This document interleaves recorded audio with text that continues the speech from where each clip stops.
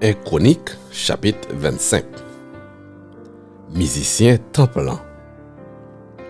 Après ça, roi David ak chef moun Lévi qui responsable service dans temple lan, te choisi branche famille Asaf, branche famille Eiman et branche famille Jeduthun pour ba yo travail pa yo. C'est yo qui pour bay message bon Dieu yo en temps y a joué guitare, banjo ak cymbal. Mais lis moun yo te choisi yo ak travail yo chaque. Asaf te gen 4 petites.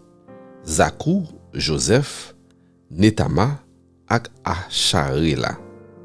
Yo te sous ordre Asaf.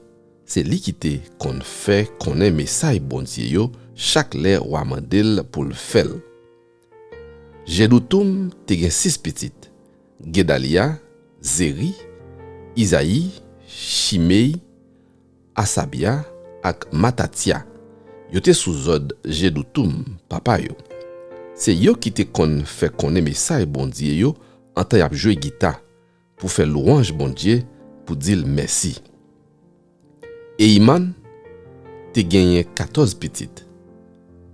Boukija, Matania, Ouziel, Sebuel, Jérimot, Anania, Anani, Eliata, Gidalti, Romanti Eze, Jos Bekasha, Maloti, Oti, ak Maziot. Bon Dieu te bay Eiman pour fête roi 14 petits garçons sa yo ak 3 petites filles d'après promesse li te fait pour te bali en pile pouvoir. Le yo tap fait konnen message bon Dieu yo, c'est yo qui te pour konnen trompette yo.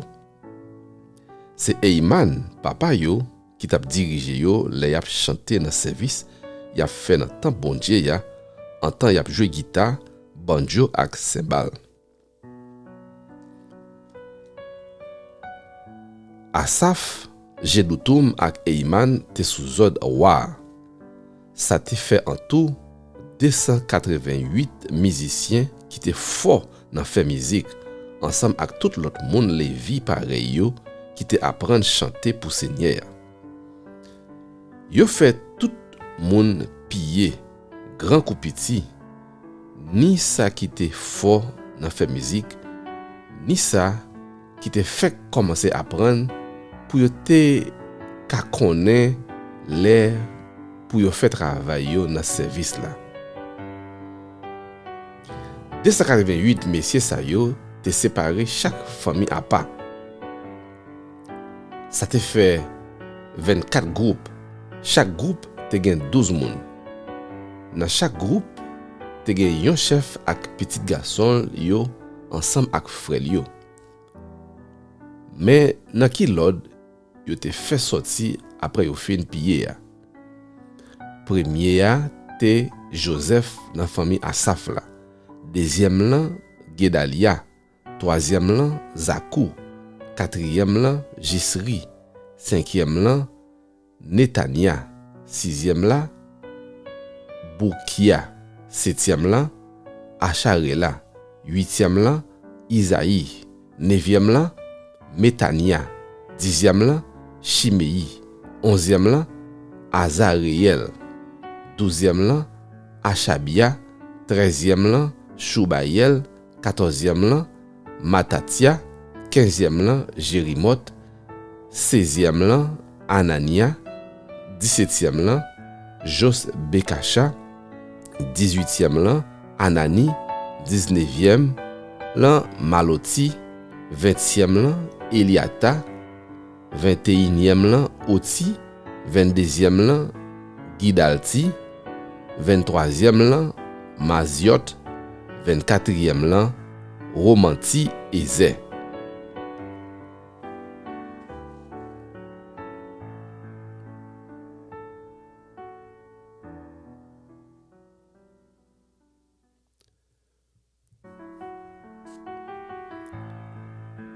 Un Chronique, chapitre 26. Gad portail temple.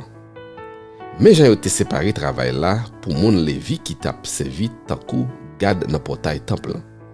Dans branche famille Korea, te gen Meshelemia, petit garçon Korea qui te yon petit Ebiasaph. Meshelemia te gen 7 petits garçons.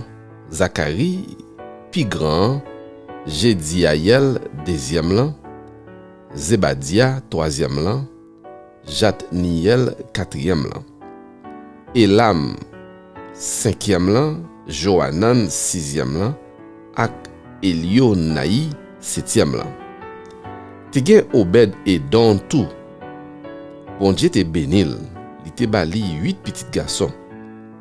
Shenaja, première, Jéhozabad, deuxième lan, Joa, troisième lan, Saka, quatrième lan, Netaniel, cinquième lan, Amiel, sixième lan, Isaka, septième lan, ak Peoul Taï, huitième lan.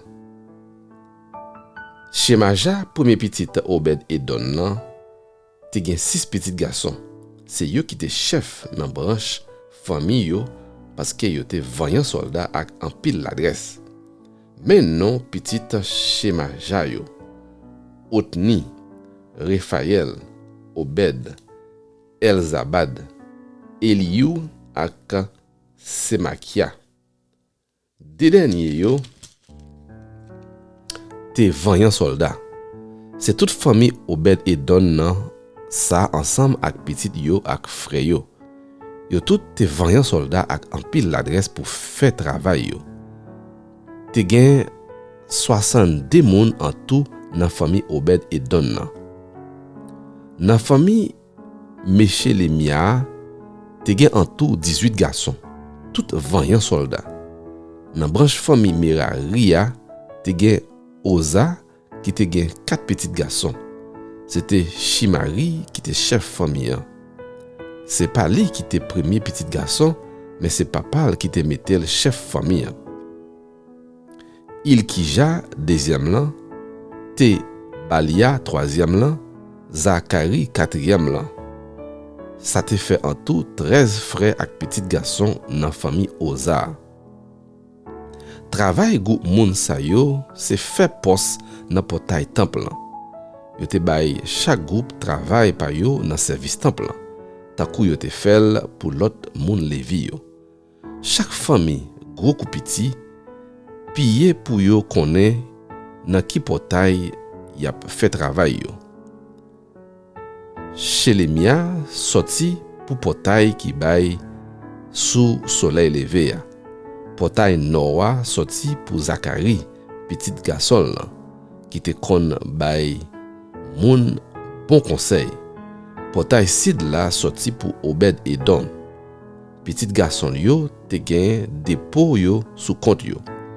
Portail Soleil couché ak portail Chalichet qui bay sous chemin qui monte à terre sous compte Choupim ak Oza.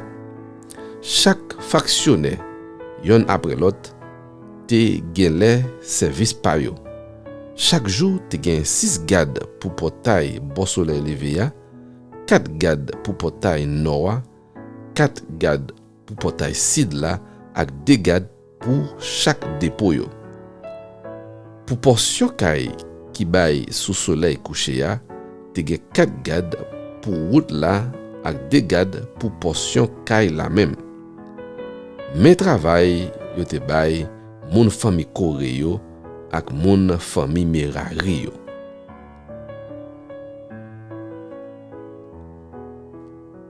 L'autre travail moun Levi yo. Gen l'autre moun Levi yo te mette responsable trésor temple lan ak dépôt côté yo mette tout bagay qui a pas pour bon Dieu yo. La yedan yon nan petite Gershon yo tes ancêtres en pile famille. Yon la dan yo te famille Jekiel yo. Petite Jekiel yo ak petite frère yo Zetam ak Joël te responsable trésor top seigneur. Yo te bay petite Amram yo, petite Issa yo, petite Hebron yo ak petite Uziel yo travail pa yo tout. Shebuel yon nan famille Gershom, petit garçon Moïse là, te premier responsable trésor temple. Sous bord Eliezer, tonton li, il te famille ak Rekabia, petit Eliezer, qui te papa Jezaja. Jezaja ça te papa Joram. Joram te papa Zikri. Zikri te papa Shelomit. C'est Shelomit ça ensemble avec famille yo qui te responsable de pour toute bagay roi David, chef famille yo, commandant régiment 1000 soldats yo, commandant division 100 soldats yo, ak tout l'autre gros chef dans l'armée te mette à pas pour seigneur. Nan portail, nan bagay yo te prend dans la guerre, yo te mette kek la dan yo à pas pour faire temple lan pi bel. Te gen bagay Samuel prophète là, Wasaïl petit garçon Kish là, Abner petit Nea ak Joab petit Serouya te mette à pas pour service bon Dieu. Tout ça te sous compte Shelomit ak famille yo. Travail l'autre moun Lévi yo. Nan branche famille Jiséa, te gen Kenania ak petit garçon yo qui te responsable travail qui fait en dehors temple pour peuple Israël là. C'est yo qui te kembe tout papier conséquent yo et puis qui te rend jugement dans tribunal. Nan branche famille Hébron, te gen Asabia ak famille yo. En tout 1720 garçons qui étaient responsables inspecter zone pays Israël qui était sous beau soleil couché la rivière Jourdain pour ouais c'est toute bagaille qui a rapport avec service seigneur ensemble avec affaires tap marché bien. David te gen 40 ans depuis il était roi. Les yo mené yon enquête dans branche famille Hébron. Les ça yo joine te gen un pile vaillant soldat dans famille ça qui tap vive la ville Jazé dans zone Galarad. Chef famille Hébron te relé Jérija. Dans famille te gen en tout 2700 vaillants garçons qui te chef famille yo. Roi David te mette yo responsable branche famille Ruben là. Branche famille Gad là ak moitié dans branche famille Manasseh qui t'a vivre l'autre bord la rivière Jourdain sous beau soleil levé pour ouais c'est toute bagaille qui gagne rapport avec service bon Dieu ensemble avec affaires roi t'a marché bien.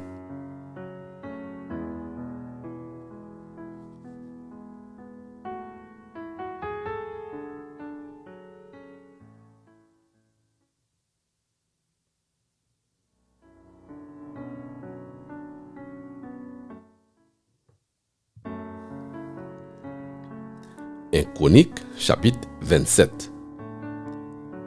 Gouvernement avec l'armée David là.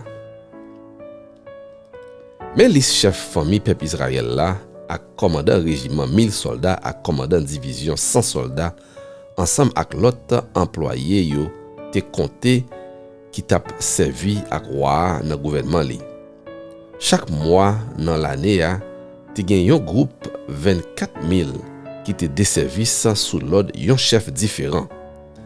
Pour groupe qui te desservi pour premier mois, c'est Jachobéam, petit garçon Zabitiel là, qui était chef. C'était yon moun dans famille Pharez. Il était commandant tout chef l'armée qui te desservi pour premier mois.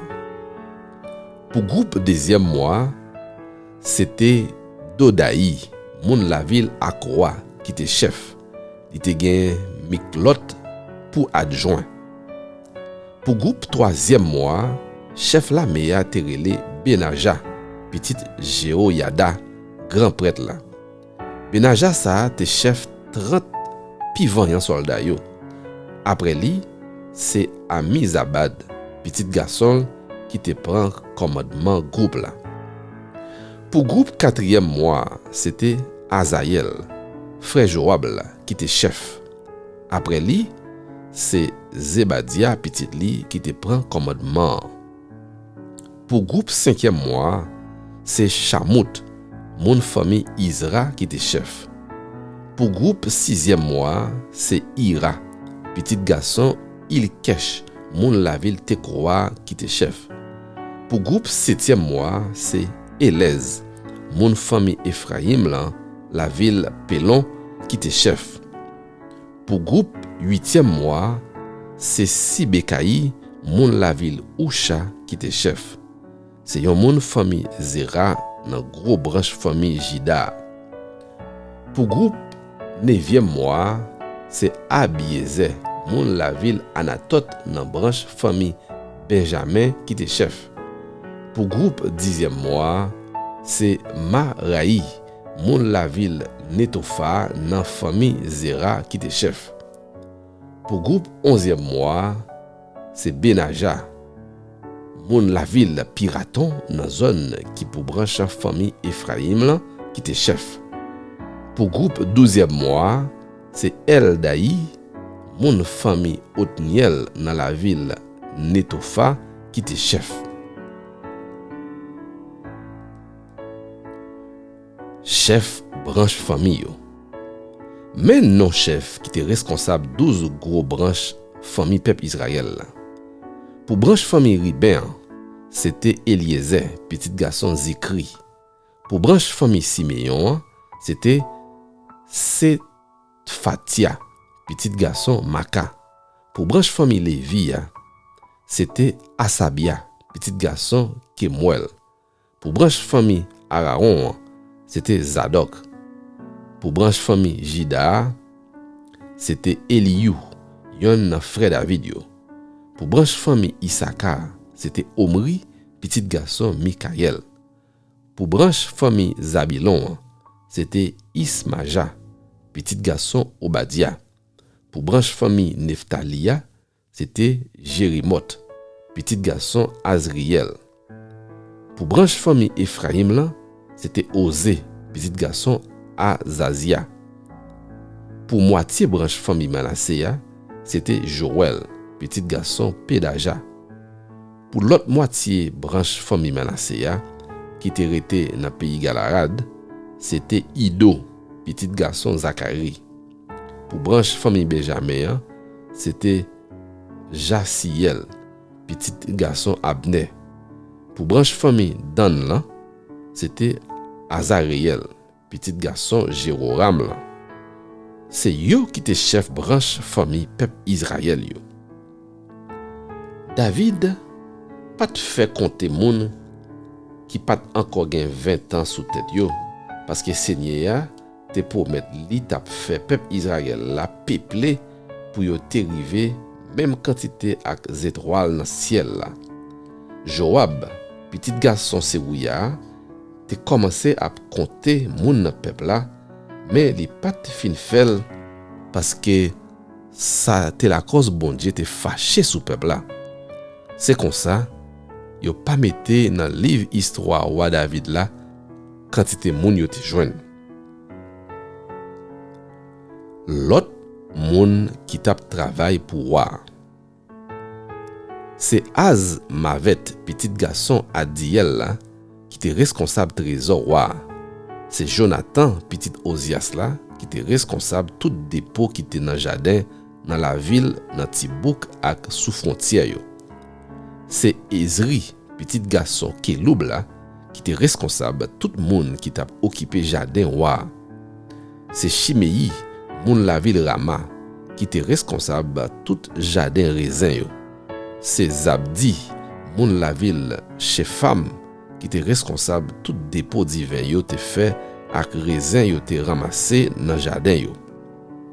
C'est Baal Anan, moun la ville Geder, qui était responsable tout pied olive ak pied sycomore qui était dans Basrak yo.